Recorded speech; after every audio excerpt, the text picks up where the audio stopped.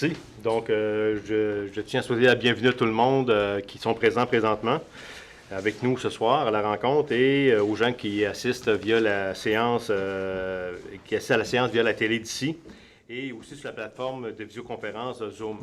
Donc, nous sommes contents de pouvoir l'offrir de cette façon-là aussi. La dernière rencontre, on a été capable ça a bien fonctionné. Donc, on a combattu la technologie. Tout est correct de ce côté-là. Et pour la prochaine séance, en plus, quand on va convoquer pour la prochaine séance, on va aussi vous offrir aux gens de pouvoir envoyer par courriel leurs questions, ceux et celles qui vont en avoir. Donc, ça va faire en sorte qu'on va essayer d'augmenter le plus possible la participation des gens. Mais tous ces moyens-là qui sont utilisés pour vous rejoindre, vous contacter, mais c'est sûr qu'on aime ça vous voir en présence ici avec nous aussi en même temps. Donc, on ne veut pas éviter le fait que vous soyez présent avec nous. Donc, nous allons procéder maintenant à l'adoption de l'ordre du jour là, pour la séance du 1er août d'aujourd'hui. Donc, l'ordre du jour a été amendé. Donc, le point 9.4, nous l'avons retiré à l'ordre du jour. C'est un point au niveau du CCU. Donc, vous avez les gens ont pris le temps de lire l'ordre du jour de la séance d'aujourd'hui. Donc, avec l'amendement, j'aurais besoin d'un proposeur là, pour accepter l'ordre du jour tel qu'amendé. Je propose au sommaire. Donc, Mme Guylaine François propose l'adoption de l'ordre du jour là, de la séance d'aujourd'hui. Ceux et celles qui sont d'accord? D'accord. Merci beaucoup. C'est adopté à l'unanimité. Maintenant, nous allons procéder au point 4.1, qui est l'adoption du procès-verbal de la séance ordinaire du 4 juillet.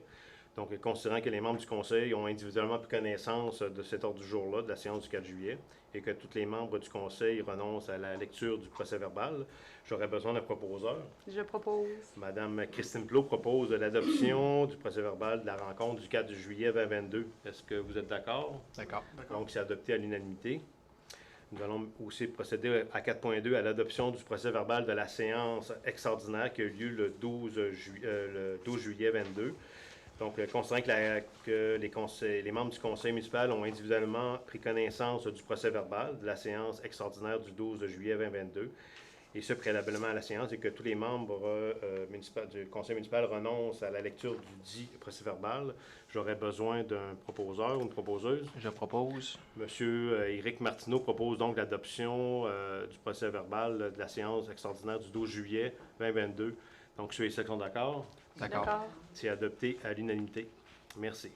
Donc, nous allons faire maintenant le tour des comptes généraux là, pour la période du 31 juillet, qui est au 31 juillet, donc qui couvre du 1er au 31 juillet. Donc, comme à l'habitude, je vais faire un peu la mention des points où il y a eu des dépenses un peu plus importantes. Donc, nous avons eu à acheter du matériel là, pour le déménagement du réducteur de pression qu'on a pris au niveau du secteur Havre sur le Saint-Laurent, et on a descendu près du centre des loisirs. Donc, on a eu pour 27 166,52 $ de matériel à acheter. Après ça, nous avons aussi notre quote-part au niveau de la MRC de la Côte-de-Beaupré. Le deuxième versement en réalité qui est de 158 250,69 $. Et nous avons aussi une quote-part, la troisième sur 4, là, que nous avons payé aussi pour la régie d'assainissement des eaux, là, des eaux usées là, qui est à Beauchâtel, Ange-Gardien et partagée avec Château-Richer. Donc, on avait une quote-part de 85 845,75 $. Et après ça, nous avons acheté aussi des serrures là, pour le terrain de tennis là, pour un montant de 527 $. C'est pas l'importance du montant, mais c'est juste pour dire qu'on est content parce que ça veut dire qu'on a plus de personnes qui viennent aussi au terrain de tennis puis qui viennent chercher des glyphes, qu'on est content de voir que les installations sont utilisées.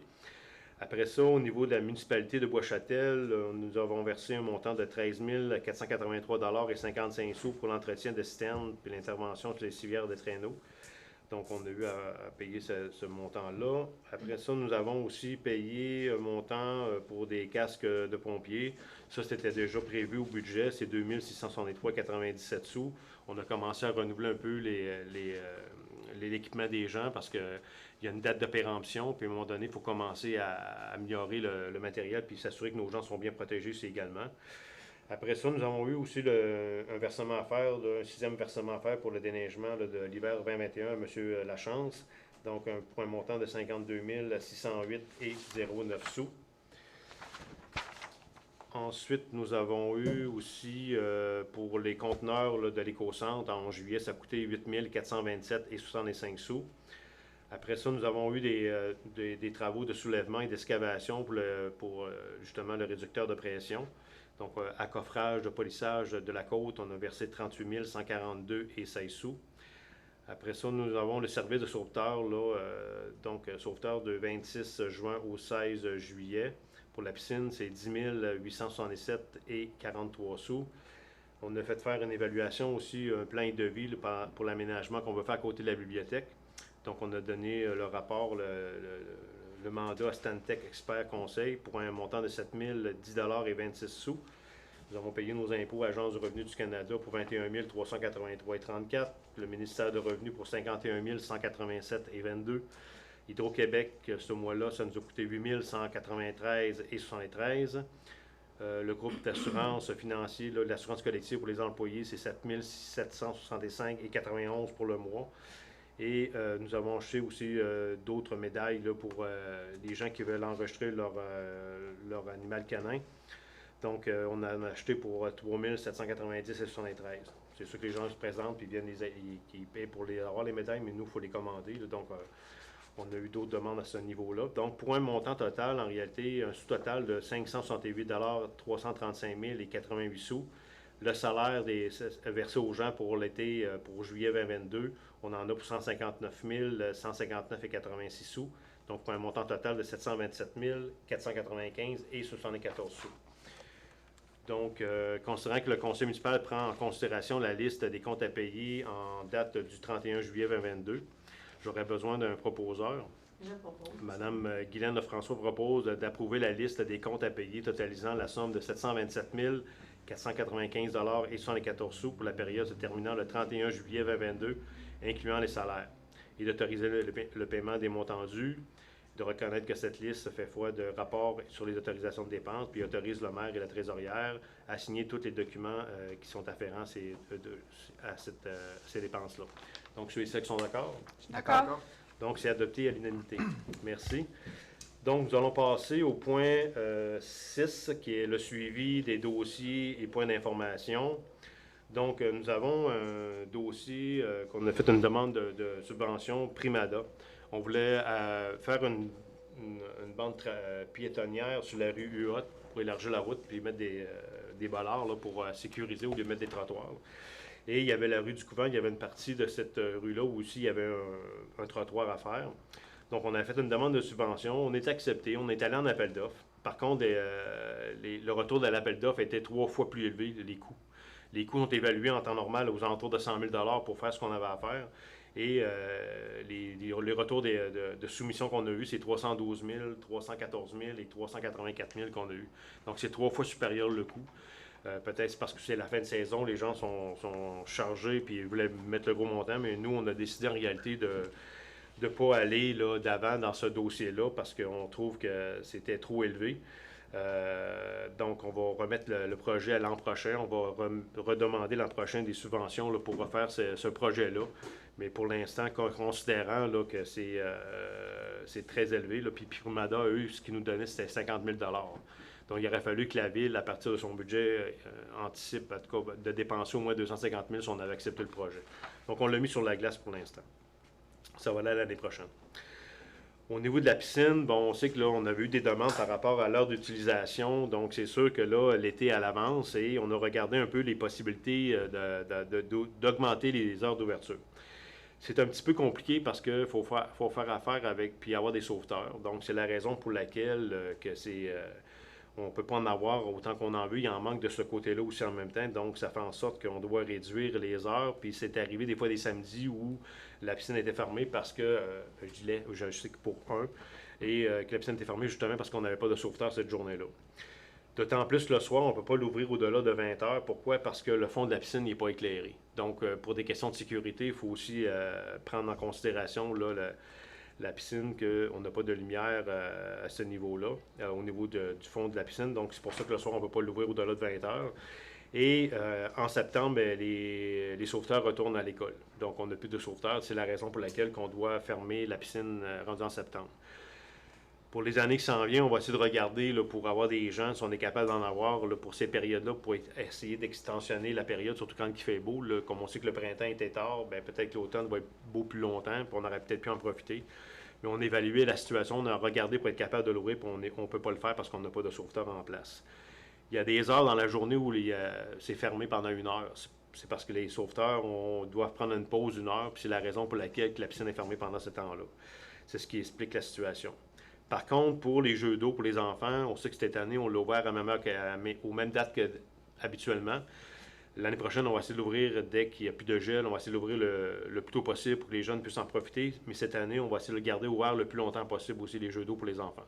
Donc, tant aussi longtemps que ça ne gèlera pas, on va garder les jeux d'eau ouverts. Mais dès qu'il va y avoir un peu de gel ou qu'il va annoncer du gel, c'est sûr qu'on va devoir procéder à la fermeture des plans d'eau pour les enfants. Au niveau du marquage des rues, on voulait vous en parler. Il y a eu du retard. Les fournisseurs avaient eu de la misère à avoir de la peinture parce qu'ils avaient fait des commandes et ça ne rentrait pas.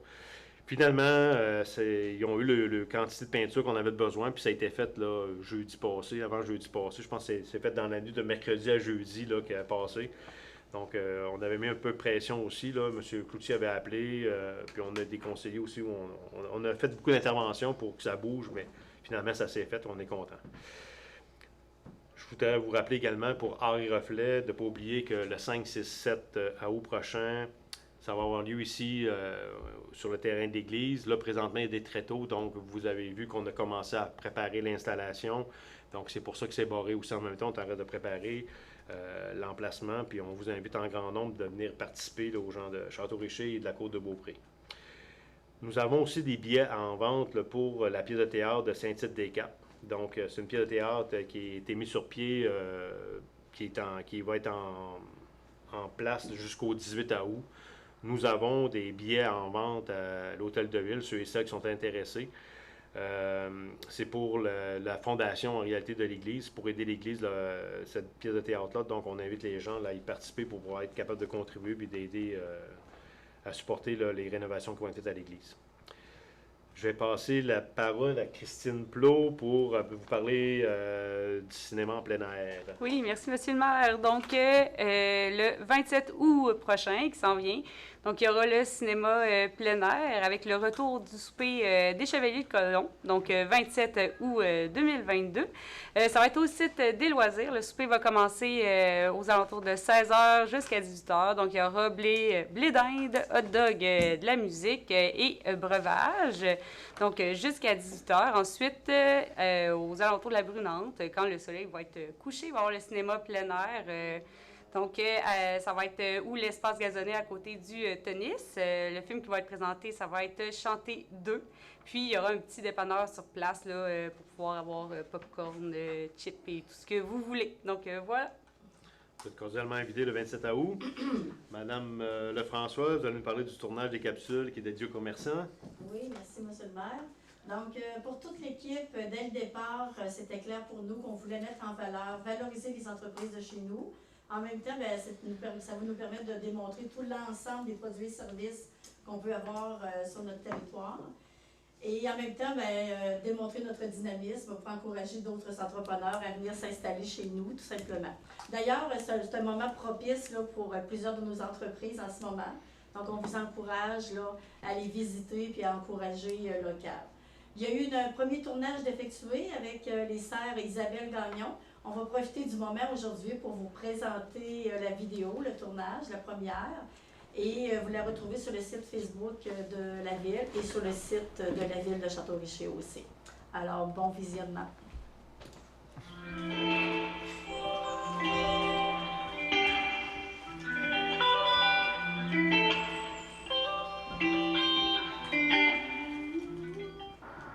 Bonjour, alors je me présente Guylaine Lefrançois, conseillère municipale à la belle ville de Château-Richer.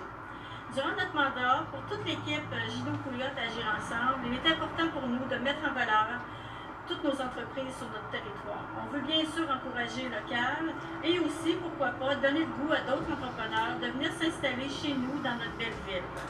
Alors, comme première capsule, aujourd'hui, j'ai le plaisir de vous présenter Isabelle Gagnon, de les sœurs Isabelle Gagnon. Alors, bonjour Isabelle. Alors Isabelle, je t'invite à nous parler un peu de ton entreprise. moi, j'ai des serres de fleurs annuelles. C'est une entreprise que mon père a créée en 1980, là, quelque chose comme ça. Ça fait longtemps qu'on fait de la fleur annuelle. On a des plants de légumes aussi pour le jardin. Puis moi, j'ai été, à un moment donné, j'ai repris l'entreprise à mon père. Ça fait déjà au moins 16 ans. Puis suite à l'école, quand j'ai fait mon cours en horticulture ornementale à la Pocatière. Fait que depuis ce temps-là, ben, on a grandi, on s'est diversifié. Maintenant, on offre aussi des vivaces. On a un petit peu de tout pour tout le monde, des plantes tropicales, tous les beaux pots tous des beaux pots de fleurs aussi. C'est bien, Isabelle. Donc, une entreprise vient de chez nous, ancrée depuis fort longtemps. Oui. Est-ce qu'en ce moment, dans ce stade-ci, durant la période, tu aurais un truc ou un conseil à nous partager, soit pour notre jardin ou nos fleurs? Oui, ben, le meilleur conseil que je peux donner à tout le monde, c'est de jamais oublier d'ajouter de l'engrais. Parce que l'engrais, c'est la base de tout, autant que pour les fleurs que pour le jardin. C'est important d'en rajouter régulièrement, sur une base régulière. C'est vraiment le secret pour avoir des belles plantes, puis avoir un jardin qui va produire, là, puis bien productif. Ah, super, merci. Et est-ce que tu peux nous rappeler les heures d'ouverture et l'adresse aussi, s'il te plaît? Oui, on est situé au 8402 Avenue Royale, ici à Jean-Touché. Et puis, nos heures d'ouverture sont de 9h à 5h à tous les jours de la semaine. Merci Isabelle d'avoir accepté notre invitation. On va vous souhaiter beaucoup de succès. Puis bien sûr, on invite les citoyens de Château-Richer et de la Côte-de-Beaupré, si vous écoutez, à venir encourager les sœurs Isabelle Gagnon. Du même coup, si vous êtes une entreprise, un entrepreneur actuellement de Château-Richer qui écoutez et qui aimerait bien faire un petit reportage comme celui-ci avec moi, je vous invite à communiquer avec moi par courriel à glefrançois, châteauricher.qc.ca. Pour votre information, le site de la ville de Château-Richer a 1800 abonnés. Alors, c'est quand même une belle visibilité qu'on offre là, pour les entreprises de chez nous. Alors, bien, sur ce, de toute l'équipe Gino Pouliot Agir Ensemble, nous vous souhaitons très bel été. Merci de votre écoute. Merci, Guylaine.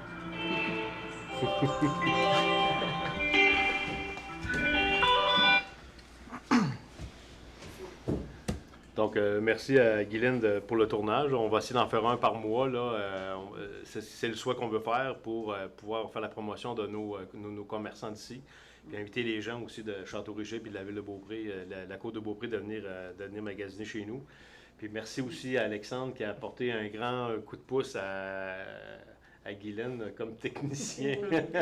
Le montage et tout ça, c'est un travail d'équipe qui a été fait, fait que c'est le fun. On est pas mal fiers d'avoir emboîté le pas et d'avoir commencé. Là.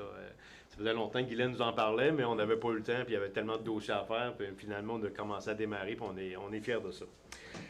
Maintenant, j'aimerais vous entretenir aussi sur... je vais me passer la parole à Alexandre Richard. Il va nous parler du CCC, commission. Oui, absolument, merci. Donc, commission consultative citoyenne. En fait, bonne nouvelle, je suis vraiment content de vous annoncer qu'on a 2 personnes qui se sont... qui souhaitent en fait se joindre à l'équipe. Donc, on va pouvoir débuter en fait officiellement la commission consultative citoyenne, mettre ça en branle. Je vais contacter ces personnes-là dans la prochaine semaine ou dans les 2 prochaines semaines, là, pour pouvoir se rencontrer une première fois et faire un premier tour de table sur les responsabilités, la tâche là, qui va nous attendre. M'assurer là, que ça répond bien un peu aussi à leurs attentes. Là. Donc, je suis vraiment content qu'on puisse mettre ça en branle. Cependant, il nous manque encore 2 personnes pour avoir, dans le fond, la pleine capacité là, de la commission. Donc, je relance l'appel. C'est des gens qui sont intéressés à faire partie de cette commission consultative citoyenne. Vous êtes évidemment le bienvenu. Vous pouvez envoyer votre demande, votre souhait à la direction là, de Château-Richer, à Jean-François Gervais, ou l'équipe, là, peu importe. Donc, voilà. Puis, en septembre, on devrait être en mesure d'avoir le premier projet là, qui va être... que les consultations citoyennes là, débutent là, dans le meilleur des mondes là, dans le mois d'octobre, là, officiellement, là, parce que ça va être... on va essayer de starter ça rapidement. Alors, voilà. Merci Alexandre. Maintenant, pour le skatepark, là, Nous avions présenté un peu l'endroit où que le skatepark allait être. On avait parlé qu'il allait être à côté de la patinoire. Finalement, après discussion, on a jasé ensemble, on a regardé un peu là, au niveau de l'implantation, quel était l'endroit idéal. Et on a décidé de l'implanter finalement à côté de l'actuel parc canin où il est actuellement. Donc, l'emplacement là, du skatepark va être là. La fondation, là, tout le terrassement est fait présentement. J'aimerais remercier BMR et MK2 là, qui ont contribué là, de façon importante, les deux groupes, pour faire le terrassement là, du skatepark. Les modules du skate devraient arriver là, dans les semaines qui s'en viennent, donc il va être complété là, probablement aux alentours du mois de septembre maximum, à peu près dans ces dates-là. Donc on est bien content qu'ils soient là, il y a de la place. Puis bon, on va pouvoir installer des petites estrades, là, puis ils vont pouvoir, les jeunes vont pouvoir aller faire du skate, puis pouvoir s'asseoir, puis de regarder un peu. C'est sûr qu'on a l'objectif, c'était de développer un peu plus le terrain, là, des loisirs en haut, là, pour les jeunes, que ça soit plus accueillant aussi en même temps. On va mettre des fleurs éventuellement, puis arranger ça avec des arbres. Donc, on va y aller progressivement, étape par étape, mais on va essayer de compléter ce beau petit coin-là, pour que ça soit convivial pour tout le monde et les familles. Maintenant, j'aimerais aussi vous entretenir. Je vais passer la parole en réalité à Eric là, pour nous parler du CCU. Merci, Monsieur le maire. Oui, dans le fond, là, c'est des petites mises à niveau là, au niveau là, du CCU, là, parce que en réalité, là, on a fréquemment des demandes de permis là, rétroactifs, là, c'est-à-dire là, que les gens commencent leurs travaux là, avant d'avoir des permis, ou ne font carrément pas de demande et s'exécutent. Là, puis après ça, on se retrouve là. Puis souvent, c'est des secteurs assujettis là, au niveau de l'avenue Royale, tout ça. Là. Dans le fond, là, on peut pas plaider là, d'ignorer là, les règlements, là, que c'est une excuse là, pour ne pas demander de permis. Là. À l'hôtel de ville, là, le service de l'urbanisme, là, il est toujours présent, là, puis il va se faire un plaisir là, de répondre aux questions là, si pour tels travaux là, ça prend un permis. Puis c'est important aussi là, de se prendre à des délais raisonnables, là, de prévoir là, au moins 2 mois là, à l'avance, là, parce que faut que ça passe, quand ça passe par le CCU, là, il y a toute la préparation du dossier. Après ça, il faut que ça passe au conseil avant de délivrer le permis. Là. Puis en même temps, là, l'achat de matériaux à l'avance, là, c'est toujours au risque et péril de l'acheteur, là, parce qu'en réalité, là, c'est pas une garantie là, on ne peut pas donner de garantie que ça va être accepté tel quel. Là. Le CCU, il y a une raison d'être. C'est d'appliquer là, la politique d'implantation d'intégration architecturale, là, la PIA. En particulier là, dans les secteurs patrimoniaux, puis à Château-Richer, le secteur patrimonial il est assez important. Puis, dans le fond, là, par respect pour les membres qui sont bénévoles, qui participent au CCU, puis qui évaluent ces dossiers-là pour les bénéfices de tout le monde, parce que oui, des fois c'est notre maison, là, mais en même temps, notre maison, c'est tout le monde, c'est toute la population qui la voit, qui passe devant tous les jours. Puis par respect pour nos concitoyens, par respect pour les membres du CCU, ben, de présenter des projets, là, de pas commencer des travaux, puis après ça, d'être obligé d'évaluer des travaux à moitié faits. Puis là, c'est toujours malaisant de faire des travaux déjà effectués. Là. Puis en même temps, là, au niveau de la MRC, là, il y a le service d'aide à la rénovation patrimoniale là, qui est disponible là, pour aider là, les citoyens. Là, ça ne coûte rien, c'est pour aider les citoyens à préparer le projet pour que ça passe, dans le meilleur des cas, pour que ça passe, que ce soit accepté tel quel là, au niveau du CCU. Là, eux, ils connaissent les barèmes pas mal, puis ça donne des grosses chances que ça aille rapidement là, pour les travaux. Puis, c'est ça. Merci beaucoup, M. Martineau. Maintenant, je vais vous parler, à la dernière séance, on nous avait parlé des pancartes là, pour les vélos, pour la sécurité, tout ça. On avait informé les gens qu'on avait fait des demandes de pancartes. On a essayé d'encourager aussi nos commerçants de la Côte-de-Beaupré. Donc, on a fait affaire avec les commerçants de la Côte-de-Beaupré pour les pancartes, puis il y a eu un peu de délai dans le retard là, dans la livraison des pancartes. On les a reçus. Ils vont être installés au courant de la semaine, au début de la semaine prochaine, là, sur l'avenue Royale. Donc, on essaie de choisir un modèle qui va faire en sorte qu'il démontre aux gens là, qu'il faut faut partager la route, puis il faut être prudent, puis garder nos distances. Là. Donc, c'est sûr qu'on essaie de mettre des incitatifs auprès des gens, des utilisateurs de la route pour qu'ils puissent respecter les règles, que tout le monde puisse partager, puis que ça soit convivial. On est toujours à la remorque un peu des attitudes, des comportements de tout le monde, mais en même temps, on va essayer de mettre en place des moyens pour rappeler aux gens qu'il faut faire attention et d'être prudent. On avait aussi demandé des pancartes de signalisation là, au niveau du parc canin pour faire attention de ne pas aller sur le terrain de soccer. Puis, on va mettre des pancartes là, également là, pour indiquer aux gens de ne pas aller sur le terrain de soccer avec leur animal là, qui va jouer là. Puis des fois, il peut laisser des petits cadeaux. Puis ça fait en sorte que les enfants vont jouer après. Puis c'est pas nécessairement idéal pour tout le monde. Là. Donc, il y a de la place en masse. Il y a le parc qui est là. Puis il y a des sentiers où les gens peuvent aller marcher aussi puis ramasser le petit cadeau là, durant la marche. On invite les gens à le faire. Donc, il va y avoir de la signalisation qui va être à ce niveau-là aussi. On n'empêchera pas les gens de se promener là, sur le chemin là, qui est gravelé, là, qui monte jusqu'au dépôt. Là. Je pense que c'est là pour que les gens puissent aller se promener et profiter de la nature aussi en même temps. Mais en même temps, on demande aux gens de respecter là, les zones où on ne devrait pas y aller et garder leur animal en laisse également. Donc, ça fait un peu le tour des pancartes là, pour les vélos et puis pour le parc canin. Après ça, on avait un sujet aussi au niveau des plaintes et requêtes. Je vais donner la parole à M. Alexandre Bouchard. Merci. Je fais un petit point là, très rapide là, pour revenir sur les plaintes et les requêtes. On avait déjà discuté dans une séance antérieure là, sur les meilleures façons là, dans le fond, de procéder. On essaie le plus possible de rester à jour sur Facebook. Donc, on va voir les différentes plateformes là, et pages là, qui traitent de la ville et dont les gens peuvent utiliser là, pour s'exprimer. Mais c'est sûr que la meilleure façon reste de nous contacter directement à la ville ou par nos courriels directement à la ville. On est rendu avec une tonne de façons là, de nous rejoindre. On ne peut pas garantir qu'on va voir les messages qui sont... des fois, il y a comme des dizaines, des vingtaines et plus de commentaires. Puis à travers ça se grèvent justement d'autres plaintes, d'autres requêtes qui n'ont même pas lien avec la requête initiale. Donc ça devient très difficile de faire le suivi.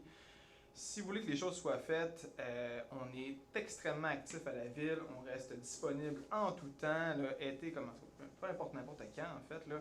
Donc si vous avez des plaintes, je vous invite vraiment à nous écrire directement, à nous appeler, à venir en personne à l'hôtel de ville. On va se faire un plaisir là, de vous informer puis de s'assurer que ces requêtes-là là, soient traitées le plus vite possible. Là. Donc voilà. Merci beaucoup de votre participation.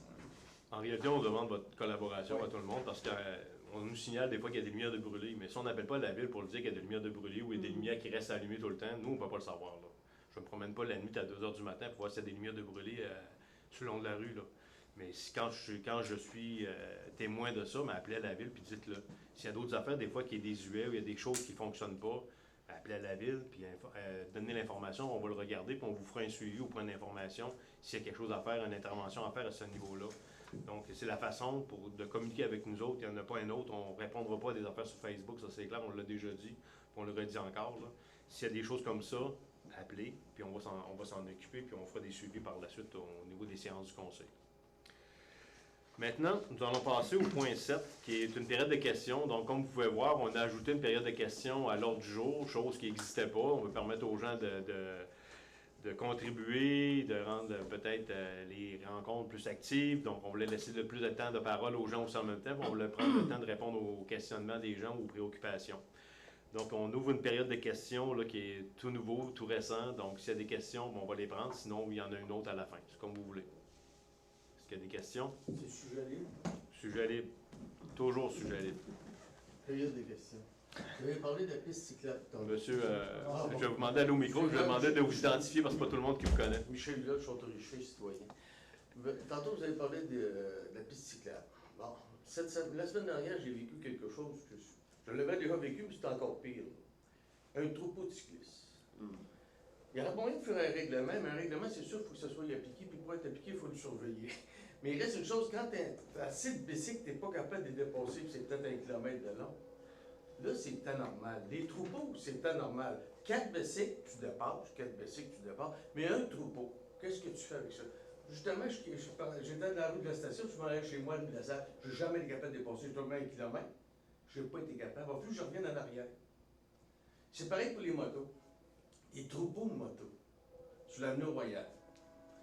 Oui, ça n'a pas d'allure. Comment ça se fait? On peut faire des règlements, mais si vous n'êtes pas capable de les faire appliquer, ça ne donne pas grand-chose.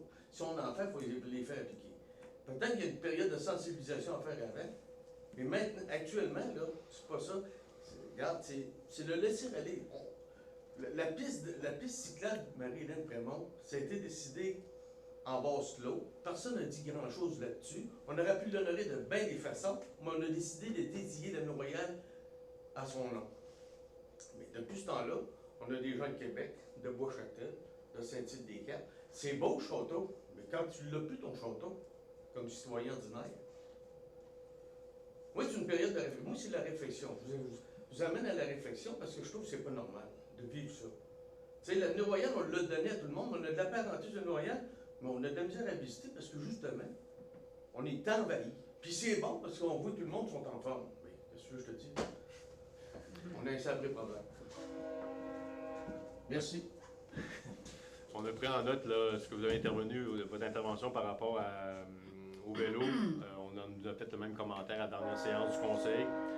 C'est sûr que là, nous, on a mis en place, en réalité, on a fait du marquage dans le chemin, puis comme vous avez constaté, le marquage n'est plus à la largeur de la voie, mais on l'a vraiment mis sur le long. Donc, visuellement parlant, ça attire le regard, puis c'est sûr que ça demande aux gens d'être sur le bord de l'accotement, puis d'aller un à la suite de l'autre. Okay? Il va y avoir les pancartes qu'on va faire installer bientôt. Et c'est sûr, comme je l'avais dit à la dernière rencontre, on va éventuellement rencontrer la Sûreté du Québec. Pourquoi je ne l'ai pas fait à date? C'est parce qu'il y avait toute la venue du pape qui était là, puis toutes les énergies et les ressources étaient mis là. Puis là, j'ai eu un courriel aujourd'hui pour me dire que les gens partaient en vacances aussi. Donc, ça risque d'aller en septembre. C'est sûr que pour cette année, on n'est pas capable de régler les choses. Puis oui, quand il y a des règlements, pour les faire appliquer, bien, je pense que ça prend de la surveillance. Puis nous, on n'est pas mandatés pour aller arrêter les gens, là. Tout ce qu'on peut faire, c'est faire de l'éducation, parce que mettre en place des mesures qui vont contribuer à ce que l'avenue Royale soit bien partagée entre les gens. Maintenant, c'est sûr qu'on invite les gens à faire attention, à être prudents, puis de respecter les règles aussi, puis de faire les stops. Là. On en voit beaucoup qui n'en font pas, mais on est conscient de ça. Donc, on va avoir des discussions, puis on va essayer de voir aussi avec la Sûreté. Je vais essayer de voir avec la Sûreté un peu, c'est quoi les mesures qu'on peut mettre en place. On ne peut pas mettre des choses en place puis que finalement que ça ne donne rien. Là. Je vais avoir un peu leur opinion par rapport à ça, puis avoir une collaboration aussi avec eux au niveau de la surveillance par rapport à ça. Moi, je ne veux pas que les gens aient des tickets, mais je veux juste que les gens fassent attention et qu'ils soient prudents. C'est ça que je pense qui est important. Puis pour la piste cyclable, j'en avais pas parlé, là, mais c'est un projet qui a déjà été étudié, c'est une chose qui a déjà été évaluée. J'ai eu des discussions présentement là, avec la MRC à ce sujet-là. C'est un dossier qu'on va probablement réactiver pour regarder un peu la faisabilité, puis voir aussi si ça va coûter de l'argent, mais combien ça pourrait coûter à Château-Richer. Parce qu'on a des ruisseaux, on a des rivières, on a des milieux humides, il y a la chemin de fer, il y a des places où c'est étroit. Comment on peut tout arranger ça pour que ça fonctionne? Nous, on n'est pas fermé à ce dossier-là, on va le regarder. Mais une fois que même s'il y avait une piste cyclable, qu'est-ce qui empêcherait les gens de rouler quand même sur l'avenue Royale? Je pense pas qu'on ne pourrait pas obliger les gens à aller sur l'avenue Royale. Mais par contre, c'est pas un projet qui est de côté. C'est quelque chose qu'on va regarder. Mais moi, c'est sûr que la préoccupation que j'ai au moment où je vous parle, c'est le côté financier. Là. Ça va coûter combien? Là? Si on parle de plusieurs millions, là, faire une piste comme ça. Donc, on a un budget quand même qui est limité. Mais en même temps, il y a des subventions. Puis des fois, il y a des choses qui peuvent apparaître. Là, il arrive des fois des subventions qu'on ne pensait pas qu'elle allait là. Il allait être là. Puis là, il faut être prêt au moment où ça va arriver. Fait qu'on va s'arranger pour prendre tout ce qu'il faut, tout faire ce qu'il faut faire pour voir si on est capable de mettre à jour ce dossier-là éventuellement. On va le regarder. Merci. C'est bon. Maintenant, nous sommes rendus au point. Est-ce qu'il y a d'autres questions? Oui, allez-y.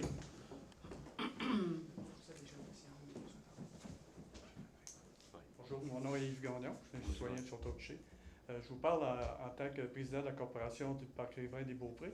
Je sais que la Ville a fait des démarches auprès du MTQ pour s'informer, peut-être pour faire l'acquisition des lieux. J'aurais voulu savoir, là, c'était rendu où le dossier, l'intérêt de la Ville en même temps. Ben, comme vous venez de le dire, ce terrain-là, il appartient à la MTQ, il appartient pas à la Ville. Donc là, nous, pour l'instant, on ne peut pas rien faire sur ce terrain-là. Là. On a voté une résolution pour acquérir le terrain pour $1. Il y avait eu des démarches qui avaient été faites avec l'ancienne équipe, puis il y a eu des relances qui avaient été faites, mais il n'y avait pas eu de suivi ni d'un bord ni de l'autre. Ça a été comme ça a tombé entre deux chaises. À un moment donné, on a eu un appel, je dirais, l'automne passé, là, en novembre-décembre, pour voir un peu c'était quoi nos intentions par rapport au terrain, si on était acquéreur, si on voulait être acquéreur du terrain. Mais là, on parlait de beaucoup de 100 000 $ pour l'acheter le terrain. Ça fait que là, on a dit, oui, on était intéressé, mais il faudrait voir le prix, à combien qu'on pourrait l'avoir. J'ai regardé avec d'autres villes environnantes de la Côte-de-Beaupré et il y a des terrains de la MTQ qui ont été vendus aux villes pour $1. Fait que là, nous, on a passé une résolution pour essayer d'acquérir le terrain pour $1. Est-ce qu'on va l'avoir à $1? Je ne sais pas. Mais on est parti avec cette résolution-là, puis on va regarder, prendre un rendez-vous avec eux autres, puis voir la possibilité d'acquérir ce terrain-là. Parce qu'il y a 3 lots distincts qui font partie de ce grand terrain-là. Il y a celui où il y a le petit lac, puis il y a le stationnement qui est l'autre côté de chez Albert-Gilles, puis il y a un autre petit terrain aussi de bord du rond-point qui est là aussi en même temps. Donc, c'est ces 3 terrains-là qu'on aimerait avoir parce qu'il y a peut-être des projets intéressants pour la ville à ce sujet-là. Donc, c'est ça. Parce que c'est un lien avec le fleuve. On n'a pas accès à port du pied ici, à Château-Richer. On regarde ce qu'ils ont à l'Ange-Gardien, à Beauchâtel, même à Beaupré. Là, dans le parc industriel, ils ont commencé à aménager tout ça. Puis Saint-Anne-de-Beaupré, avec le nouveau quai. Oui, c'est bon. Puis nous autres, on n'a rien au château. Non. Puis c'est sûr, mais le MTQ, si on les approche en disant, parce que ça a été un site qui a été aménagé en fonction des compensations à cause entre autres, du giratoire ici à la sortie du centre-ville. Fait que il va y avoir sûrement des conditions. Parce qu'il y a eu des études de fait pour voir si vraiment les poissons, les plantes, l'humide de type du fleuve, c'était vraiment intégré. C'est le cas. Là, la nature est en train de tout prendre sa place. Je ne sais pas si vous l'avez visité. Oui, je suis allé marcher l'année passée, j'étais voir. C'est un beau site. On a déjà des murs écrans là, pour le bruit et tout. Il y a quoi de beau à faire. C'est un bel emplacement, c'est sûr. Puis, on aimerait l'acquérir, le terrain, ça c'est clair. Là. Mais maintenant, il faut faire la démarche là, pour prendre rendez-vous avec eux autres. Là, parce que nous autres, ça fait 30 ans que la corporation existe.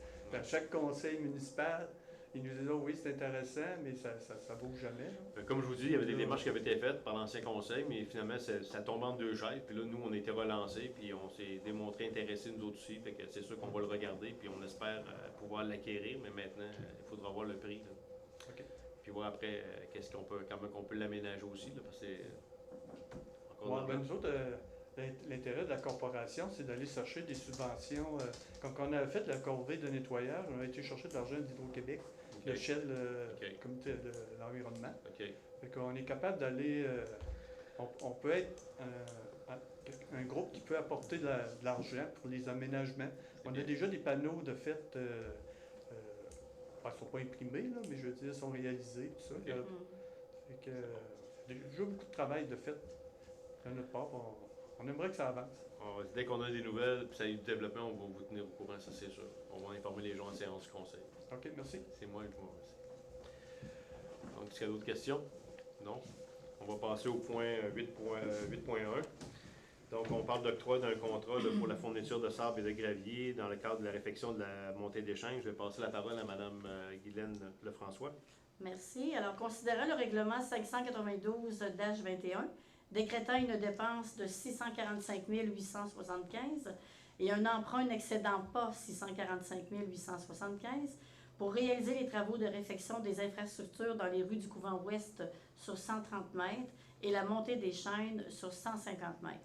Considérant que les travaux ont déjà été réalisés sur la rue du Couvent en 2021 et que cet octroi de contrat ne vise que la réfection de la montée des chaînes, considérant que les travaux seront réalisés en régie et que des matériaux seront nécessaires dans le cadre de la réfection de la montée des chaînes, considérant qu'un appel d'offres sur invitation a été lancé à 3 entreprises, considérant que les 3 entreprises ont acheminé des soumissions conformes, Considérant que les montants des soumissions reçues sont les suivantes, alors Gosselin et Tremblay Excavation, 86 600, MK2 Excavation, 65 810 et Déneigement Daniel Lachance, 67 415.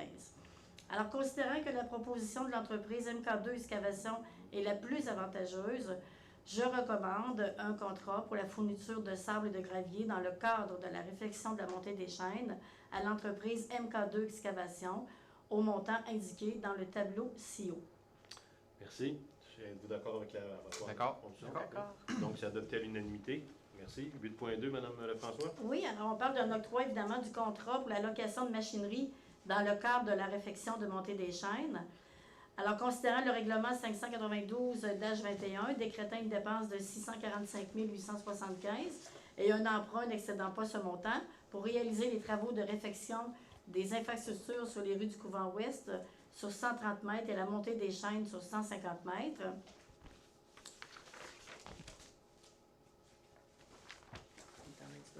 Oui, c'est bon. Considérant que les travaux ont déjà été réalisés sur la rue du Couvent en 2021 et que cet octroi de contrat ne vise que la réfection de la montée des chaînes, considérant que les travaux seront réalisés en régie et que de la machinerie spécialisée est nécessaire dans le cadre de la réfection de la montée des chaînes, considérant qu'un appel d'offres sur invitation a été lancé à 3 entreprises, considérant que 3 entreprises ont acheminé des soumissions conformes, alors considérant que des montants des soumissions reçues sont les suivantes. Alors, Gosselin Tremblay Excavation pour 35 610, MK2 Excavation, aucune soumission reçue, Déneigement Daniel Lachance, 25 590.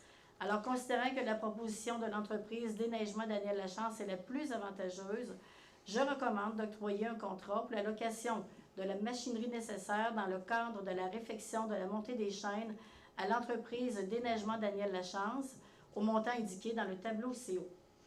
Merci. Donc, ceux et celles qui sont d'accord avec la recommandation. D'accord. D'accord. Donc, c'est adopté à l'unanimité. 8.3, Mme Lefrançois. Oui. Alors, en continuité, octroi d'un contrat pour la fourniture de quincaillerie dans le cadre de la réfection de la montée des chaînes. Alors, considérant le règlement 592-21, décrétant une dépense de 645 875 et un emprunt n'excédant pas ce montant pour réaliser les travaux de réfection des infrastructures dans les rues du Couvent-Ouest sur 130 mètres et la montée des chaînes sur 150 mètres.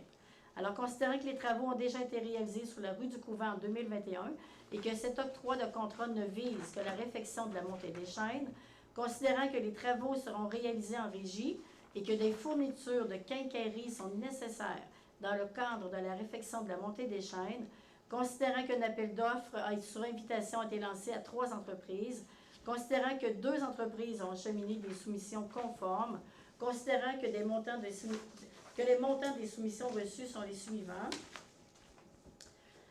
Alors, MCO Corporation, 27 368 et 13. Réal Yacht Incorporé, 31 607 et 49. Wazelay, aucune soumission reçue.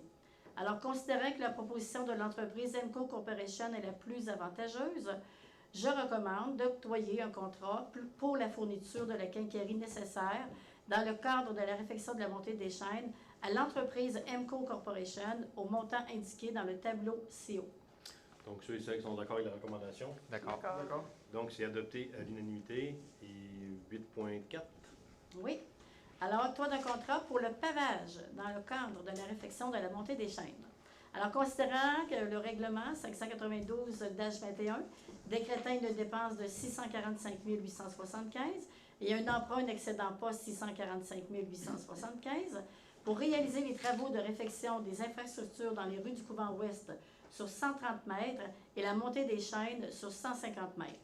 Considérant que les travaux ont déjà été réalisés sur la rue du Couvent en 2021 et que cet octroi de contrat ne vise que la réfection de la montée des chaînes, considérant que les travaux seront réalisés en régie et que des travaux de pavage sont nécessaires dans le cadre de la réfection de la montée des chaînes, considérant qu'un appel d'offres sur invitation a été lancé à 3 entreprises, considérant qu'une seule entreprise a acheminé une soumission conforme, considérant que les montants des soumissions reçues sont les suivantes, alors pavage F&F 76 219.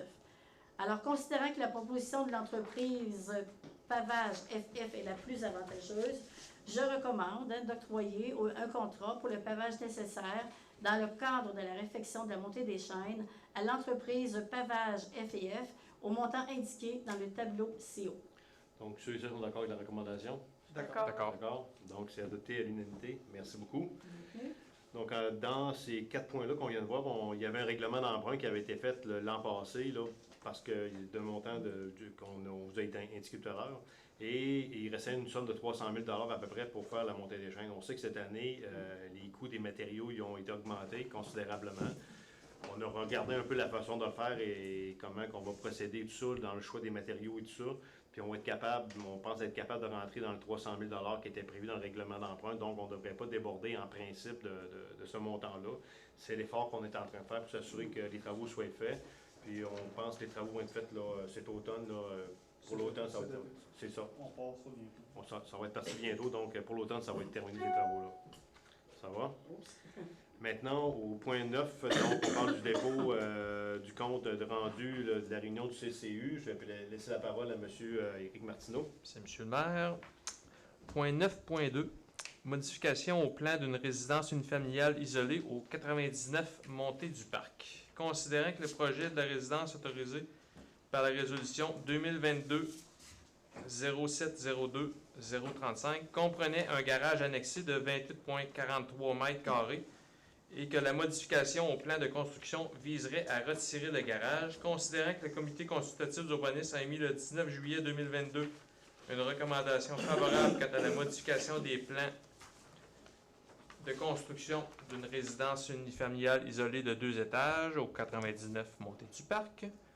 En conséquence, je propose que le conseil municipal accepte la modification des plans de construction d'une résidence unifamiliale isolée de 2 étages au 99 montée du parc. Merci. Ceux et celles sont d'accord avec la proposition? D'accord. Donc, c'est adopté à l'unanimité. Merci. 9.3, M. Martineau. Construction d'une résidence unifamiliale isolée avec garage attenant au lot 5 829 505 rue de la Promenade. Considérant que le requérant soumet une demande pour la construction d'une résidence isolée de 2 étages avec garage annexé au 8 rue de la Promenade. Considérant que le comité consultatif d'urbanisme a émis le 19 juillet 2022 une recommandation défavorable quant à la construction d'une résidence unifamiliale isolée de 2 étages avec garage annexé au 8 rue de la Promenade et a formulé les commentaires suivants.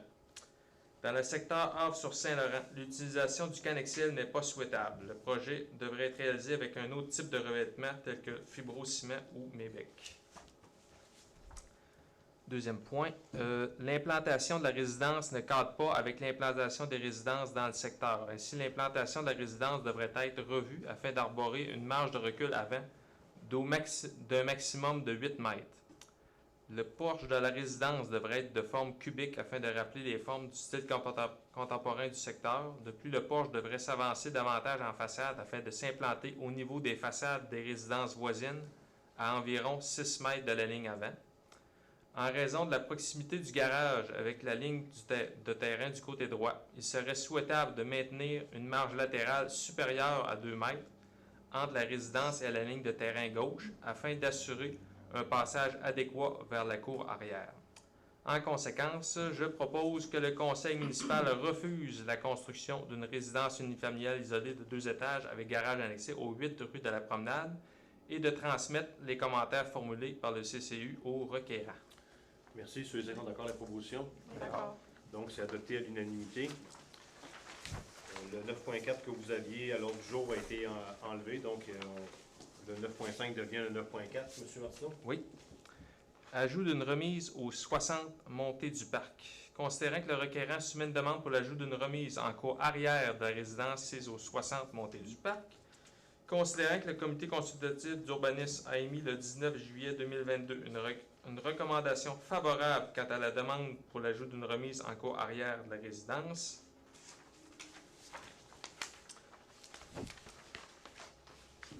Je propose que le conseil municipal accepte la demande pour l'ajout d'une remise en cour arrière de la résidence CISO 60 montée du parc. Merci. Ceux et celles qui sont d'accord avec la proposition? D'accord. C'est adopté à l'unanimité. Merci. 9.5, M. Martineau? agrandissement du garage isolé au Royal. Considérant que le requérant soumet une demande pour l'agrandissement du garage isolé existant en cour arrière de la résidence CISO 8656 Avenue Royale, considérant que le comité consultatif d'urbanisme a émis le 19 juillet 2022 une recommandation favorable quant à la demande pour l'agrandissement du garage isolé existant, en conséquence, je propose que le conseil municipal accepte la demande pour l'agrandissement du garage isolé en cour arrière de la résidence CISO 8656 Avenue Royale. Ceux qui sont d'accord avec les propositions? D'accord. Donc, c'est adopté à l'unanimité. Merci. Point 9.6, ajout d'une remise au 106 montée du parc. Considérant que le requérant soumet une demande pour l'ajout d'une remise en cour arrière de la résidence CISO 106 montée du parc. Considérant que le comité consultatif d'urbanisme a émis le 19 juillet 2022 une recommandation favorable quant à la demande pour l'ajout d'une remise en cour arrière de la résidence CISO 106 montée du parc, en conséquence, je propose que le conseil municipal accepte la demande pour l'ajout d'une remise en cour arrière de la résidence. Merci. Donc, ceux qui sont d'accord avec la proposition? D'accord. C'est adopté à l'unanimité. 9.7. Ajout d'un garage aux 5 places des Galets. Considérant que le requérant soumet une demande pour l'ajout d'un garage isolé en cour latérale du 5 place des Galets. Considérant que le comité consultatif a émis le 19 juillet 2022 une recommandation favorable quant à la demande pour l'ajout d'une remise en cour arrière de la résidence. Excusez. Je suis pas à la bonne adresse. Excusez, je suis sur la page. Considérant que le comité consultatif d'urbanisme a émis le 19 juillet 2022 une recommandation favorable quant à la demande pour l'ajout d'un garage isolé en cour latérale du 5 rue Place des Galets, conditionnellement au respect du commentaire suivant. En façade du garage, une seule insertion de fibrociment noir devrait être apposée soit au-dessus de la fenêtre ou au-dessus de la porte de garage. Les membres du CCU ont également formulé le commentaire suivant. Il aurait été préférable de décaler l'implantation du garage vers l'arrière du terrain afin qu'il ne soit en ligne directe avec la façade de la résidence principale. Ça, en réalité, là, c'est un projet là, qui était déjà construit, qu'on a dû juger. C'est pour ça qu'il y a ce commentaire-là. En conséquence, je propose que le conseil municipal accepte la demande pour l'ajout d'un garage isolé en cour latérale du 5 rue Place des Galets, conditionnellement au respect des commentaires. Donc, ceux qui sont d'accord avec les propositions? D'accord. Merci. C'est adopté à l'unanimité. 9.8. Ajout d'une remise au 85-64 Avenue Royale. Considérant que le requérant soumet une demande pour l'ajout d'une remise en cour arrière de la résidence CISO 85-64 Avenue Royale. Considérant que le comité consultatif d'urbanisme a émis le 19 juillet 2022 une recommandation favorable quant à la demande pour l'ajout d'une remise en cour arrière de la résidence CISO 85-64 Avenue Royale, conditionnellement au respect du commentaire suivant. Le revêtement de la remise devrait être en tôle prépeinte de couleur semblable à l'entrée réalisée en Cannexel sur le côté droit de la résidence il y a quelques années. En conséquence, je propose que le conseil municipal accepte la demande d'ajout d'une remise en cour arrière de la résidence CISO 85-64 Avenue Royale, conditionnellement au respect des commentaires déjà formulés. Merci. Donc, ceux qui sont d'accord avec les propositions? D'accord. Donc, c'est adopté à l'unanimité. 9.9. Rénovation extérieure du garage isolé au 71-97 Avenue Royale. Considérant que le requérant soumet une demande pour des rénovations extérieures du garage isolé CISO 71-97 Avenue Royale, considérant que le comité consultatif d'urbanisme a émis le 19 juillet 2022 une recommandation favorable quant à la demande pour les rénovations extérieures du garage isolé CISO 71-97 Avenue Royale. En conséquence, je propose que le conseil municipal accepte la demande pour les rénovations extérieures du garage. Merci beaucoup. Donc, ceux qui sont d'accord avec la proposition? D'accord. Donc, c'est adopté à l'unanimité. Merci beaucoup. Nous sommes maintenant rendus, merci pour la présentation, M. Martineau. Nous sommes rendus au point 10.1, donc je vais laisser la parole à M. Alexandre Richard. Absolument. Merci beaucoup. Donc, signature de contrat de travail pour deux employés en fait administratifs, considérant que l'inspecteur municipal et le responsable de l'usine de filtration de l'eau potable là, étaient sans contrat de travail. On a donc procédé là, à la mise sur pied de ces contrats de travail-là à la ville. Et je propose de mandater le directeur général par intérim, M. Jean-François Gervais, à négocier le contrat de travail avec l'inspecteur municipal, M. Nicolas Audet, et le responsable de l'usine de filtration de l'eau potable, M. Claude Junior Tremblay-Bégin. Et d'autoriser. Et d'autoriser le maire, M. Ginou Pouliot, et le directeur général par intérim, M. Jean-François Gervais, à signer pour et au nom de la ville de Château-Richer les contrats à intervenir. Toutes mes excuses. Merci beaucoup. Ça complète la présentation. Merci beaucoup. Donc, ceux et celles sont d'accord avec la proposition? D'accord. Donc, merci. Donc, c'est d'adopter à l'unanimité. Je vais passer la parole à Christine Plot, Mme Plot, pour le point 10.2. Oui, donc 10.2, démission de M. Charles Bégin à titre de bénévole sur le comité des loisirs. M. Charles Bégin, là, en fait, là, était sur le comité. Par contre, là, depuis un certain temps, il n'habitait plus Château-Richer. Donc, voilà. Considérant la lettre du 27 juillet dernier annonçant la démission de M. Charles Bégin, qui était membre du comité des loisirs, en conséquence, je propose de prendre acte de la démission de M. Charles Bégin à titre de membre du comité des loisirs et de le remercier très sincèrement pour son engagement des dernières années au sein du comité des loisirs. Merci beaucoup. Donc, ceux et celles sont d'accord avec la proposition? D'accord. Donc, c'est accepté à l'unanimité. Merci. Je vais passer la parole à M. Éric Martineau pour le point 11.1. C. Autorisation de dépôt d'une demande d'aide financière dans le cadre du programme d'aide à la voirie locale. Ça, dans le fond, là, ça va pouvoir, là, ça va permettre de financer le pavage de la rue La Plante qui va être fait là, au cours de l'été prochain et de l'année prochaine, là, en 2023. C'est un projet d'une cinquantaine de mille. Considérant que la Ville de Château-Richer a pris connaissance des modalités d'application du volet soutien du programme d'aide à la voirie locale et s'engage à les respecter, considérant que les interventions visées dans la demande d'aide financière concernant les routes municipales et des travaux admissibles à l'aide financière du volet soutien, considérant que seuls les travaux réalisés après la date figurant sur la lettre d'annonce sont admissibles à une aide financière, considérant que la Ville de Château-Richer s'engage à obtenir le financement nécessaire à la réalisation de l'ensemble du projet, y compris la part du ministère, considérant que la Ville de Château-Richer choisit d'établir la source de calcul de l'aide financière selon l'option suivante, l'estimation détaillée du coût des travaux, considérant que le chargé de projet de la municipalité, le directeur général par intérim, représente cette dernière auprès du ministère dans le cadre de ce dossier.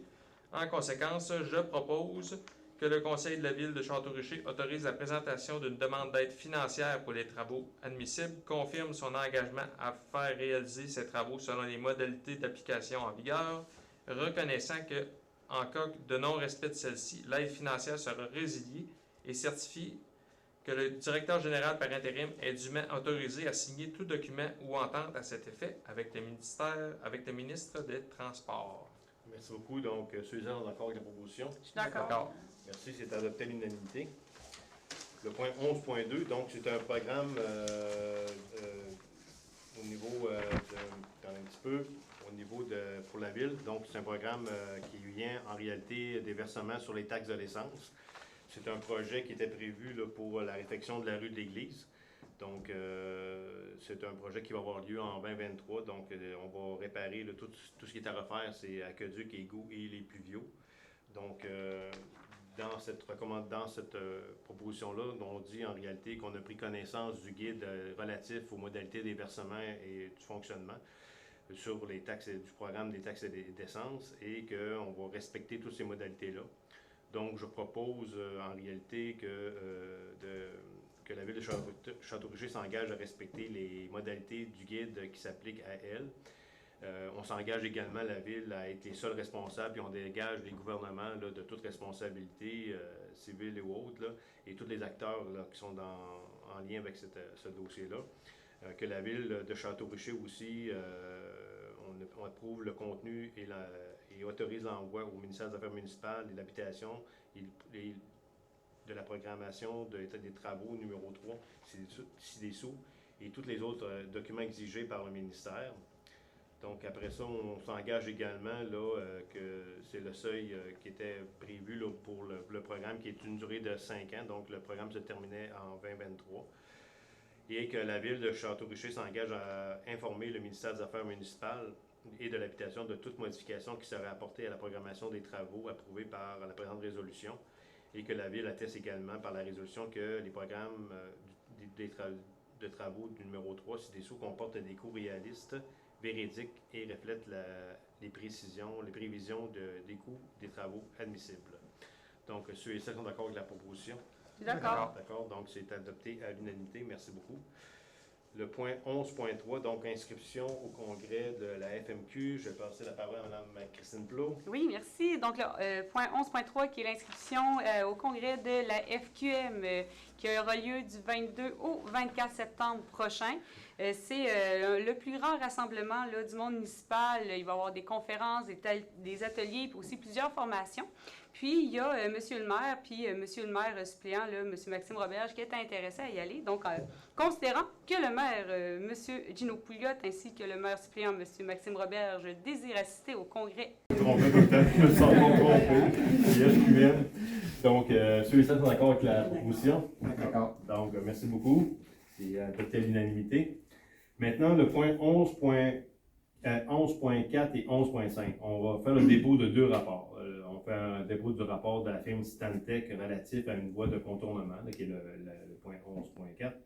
On s'est engagé à le rendre public, le document. On avait des vérifications à faire avant parce qu'on voulait voir s'il y avait des choses techniques là-dedans qu'on ne pouvait pas publier, puis il fallait caviarder pour respecter l'intégrité intellectuelle de cette firme-là. On nous a confirmé que tout était correct. Et l'été 2021, si je ne me trompe pas, il y a eu une demande également qui était faite par l'ancienne équipe à la firme Englobe relatif à une expertise géotechnique pour un projet de voie de contournement. Donc, on voulait étudier un peu les sols, la stabilité du sol, son comportement et tout ça, et voir la faisabilité aussi du projet. Donc, c'est un rapport qui avait été demandé par votre équipe. Et quand nous sommes arrivés, on nous a fait part un peu du contenu du rapport, mais c'était verbal. Et puis moi, on en a parlé en équipe ensemble, on a dit que nous, on voulait avoir un rapport écrit. On a payé pour avoir le rapport écrit, mais au moins on a un rapport d'ingénieur là, puis avec une opinion qui est autre que la nôtre. Là. Donc, ces 2 rapports-là sont complémentaires l'un de l'autre, puis on vous les dépose. En réalité, ils sont déposés, vont être accessibles sur le site web de la Ville, vous allez pouvoir les consulter à votre guise. Et je vous demande de prendre le temps de bien les lire correctement, les documents, et après ça, vous en faites votre idée, vous verrez. En contrepartie d'un autre,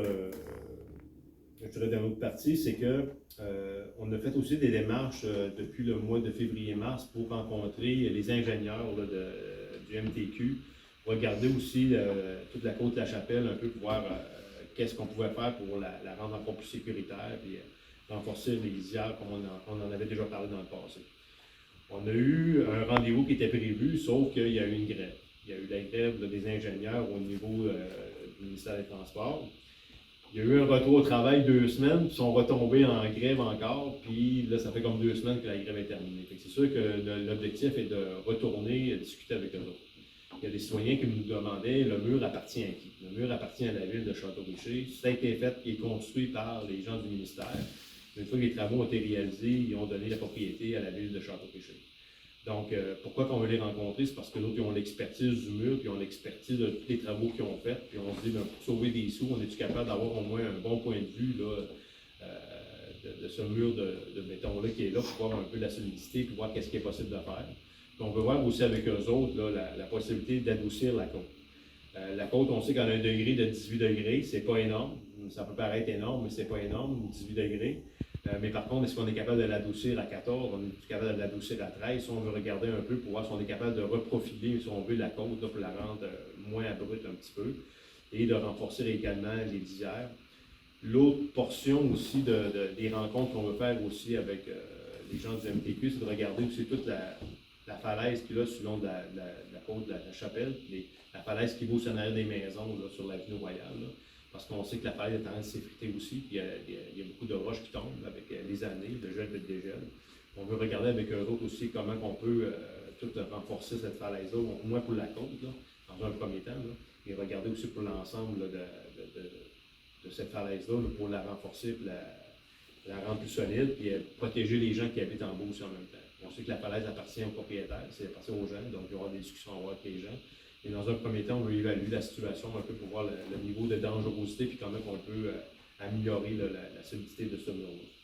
Donc, ça fait partie des échanges qu'on a présentement, de notre démarche qu'on est en train de faire. Donc, on va relancer là, les gens du MTQ pour avoir une rencontre. On espère avoir ça cet automne pour être capable d'avoir une bonne opinion, une bonne vue. Si on a d'autres expertises à aller chercher après, bien de le faire. Et après ça, de prendre des décisions, de voir un peu qu'est-ce qu'on peut faire avec la côte de la Chapelle là, pour la rendre plus sécuritaire pour les gens. Ça va pour ce point-là. Maintenant, nous allons passer au point 11.6 qui est la vente d'un bien municipal. Je vais passer la parole à M. Alexandre Richard. Merci, M. Pouillotte. Donc, vente d'un bien municipal, le chariot élévateur Ister H50F de 1969. Donc, le chariot, là, évidemment, datant de 1969, là, est maintenant désuet et n'est plus. Dans le fond, il y a eu des plaintes, mais on a eu des avis là, que la sécurité était compromise. On va donc procéder là, à la vente de ce chariot élévateur. Donc, je propose là, que la ville de Château-Richer autorise la vente à l'entreprise La Jeunesse et Frères Incorporés du chariot élévateur pour la somme de 800 $, excluant les taxes selon les termes d'un contrat de vente, et que le directeur général par intérim, M. Jean-François Gervais, soit autorisé à signer pour et au nom de la ville de Château-Richer le contrat à intervenir. Merci beaucoup. Donc, je suis d'accord avec la proposition. D'accord. C'est vrai que les besoins de sel de glaçage pour la saison d'hiver 2022 et 2023, ça arrive quand même assez rapidement. Puis on sait des fois les délais de livraison sont longs, donc on ne peut pas prendre de chance. Je propose donc que le directeur général par intérim, M. Jean-François Gervais, lancer un appel d'offres public sur les services électroniques d'appel d'offres du gouvernement du Québec pour la fourniture de sel de glaçage pour la saison 2022 et 2023. Ceux et celles qui sont d'accord avec la proposition? D'accord. Merci beaucoup. Donc, c'est adopté à l'unanimité. Après ça, nous avons le point 12 des correspondances. On n'a pas eu de correspondance ce mois-ci. Et il y a une autre période de questions pour ceux et celles. D'après ce que j'ai pu prendre conscience, sur l'autre équipe, en tout cas, là, il avait fait des démarches pour avoir une voie de contournement. Sous la nouvelle organisation du Conseil du Château, là, je vois qu'on veut améliorer la descente de la Côte de la Chapelle. Mais ça n'enlèvera pas les transports lourds, ça ne diminuera pas la quantité de trucks qui vont passer là. Même si on sécurise la côte, on sait que Saint-Échely-Satignan s'est appelé à grossir. On sait que les camions, je ne pense pas que ça s'en aille en descendant. Donc on reste avec un problème majeur, les camions lourds dans le centre du village. Est-ce que ça veut dire que le bois de contournement, on abandonne ça complètement? Est-ce que vous avez terminé votre intervention? Ben là, je On couper la parole à quelqu'un. Je pense que les gens, si en réalité, ils veulent vraiment avoir une voie de contournement, c'est de regarder un peu toutes les implications qu'il y a dans les rapports. Je ne veux pas trop, je veux pas le détailler. Je les ai lus. Je ne vous dirais pas que je les ai pas lus, je les ai lus. Puis en même temps, j'invite les gens à le lire correctement. Si les gens veulent qu'on rediscute, puis qu'on fasse une consultation, puis qu'on en parle, on est très à l'aise avec ça. La seule affaire qui va arriver, c'est quand s'il y a des discussions sur ce sujet-là, moi je ne fais pas partie des discussions parce que j'habite au coin de la rue de la station. Et puis c'est sûr que je ne veux pas biaiser les discussions. Je ne veux pas que les gens pensent que parce que je suis là, que ça empêche le projet en réalité. Ouais, mais là, moi, quand je parle de voie de contournement, qu'elle soit là, en rue de la station, ou qu'elle soit entre les deux, la côte de l'église, puis moi, je parle de voie de contournement dans ce sens large du mot, elle peut être n'importe où. Ouais. Mais c'est sûr qu'on va regarder sur les alternatives là, par rapport à d'autres possibilités là, où la voie pourrait passer ailleurs. Mais ça, il n'y en a pas. Des tonnes? Il n'y en a pas une tonne, c'est ça. Donc, il faut regarder aussi les possibilités. Puis là, ben, pour l'instant, quand on regarde un peu le temps que ça prend pour les projets à venir, puis la réalisation des projets, là, ça me prend des années. Ben, moi, je pense qu'en attendant, si on est capable d'améliorer la sécurité, ben, je pense qu'il faut le faire. Et ça n'empêche pas par la suite que s'il y a d'autres possibilités ou d'autres alternatives pour avoir une voie quelque part, ben, il va falloir le regarder. Là. On ne va pas mettre ça de côté, ça c'est sûr. C'est parce que c'est un grand risque d'améliorer Côte-de-la-Chapelle. C'est un grand risque. C'est sûr que le risque en vaut la peine, c'est qu'on va être plus sécuritaire. Mais nous, on va endurer encore pendant des années, des 10 roues, des 12 roues, des 16 roues. C'est pas appelé à diminuer. Donc moi, je pense que oui, il faut la sécuriser. Mais il ne faut jamais mettre à l'oubli qu'une voie de contournement est nécessaire à Coteau-Richer pour ça.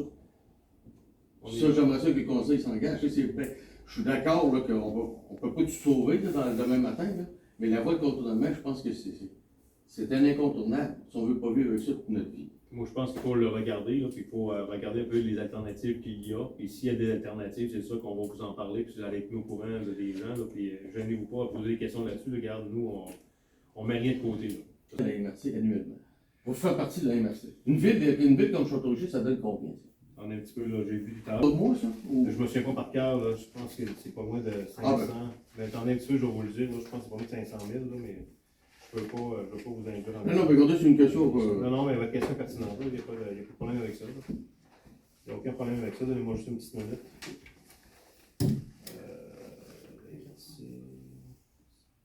Voyez-vous, c'est 158 250 et 69 sous.